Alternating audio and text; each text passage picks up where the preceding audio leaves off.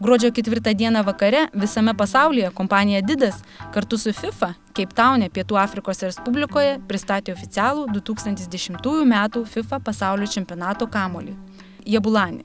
Todėl, kad Adidas ir futbolas yra neatsiejami dalykai nuo seniausių laikų ir Adidas kuria kamuolius pasaulio čempionatam, Europos čempionatam jau nuo 1970 metų.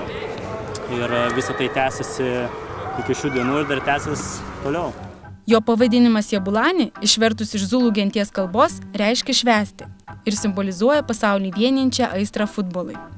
Profesionaliam futbolo kamuoliui FIFA ekspertai jau suteikė aukščiausią reitingą. Dėl pažangių technologijų kamuolys ypač stabiliai ir tiksliai skrieja bet kokiomis oro sąlygomis.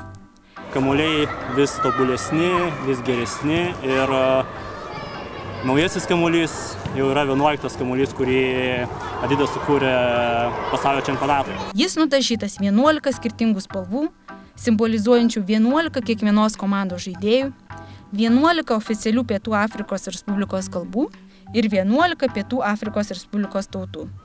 Jabulani kamuolys ypatingas tuo, kad FIFA ekspertai šiam kamuoliui suteikė aukščiausią reitingą, aukščiausią įvertinimą dėl jame naudojimo pažangiausių technologijų, kurios suteikia kamuoliui didesnį tikslumą, didesnį stabilumą smūgio metu esant įvairioms oro sąlygoms. Kamuolys lekia kaip kulka. Taip kalba apie kamuolį Adidas inovacijų skyriaus atstovai. Pirma, kamuolyje yra 8 3D rutulio pavidalo dalys, pagamintos naudojant terminio sujungimo technologiją. Toks karkasas suteikia kamuoliui tobulą aptakumą.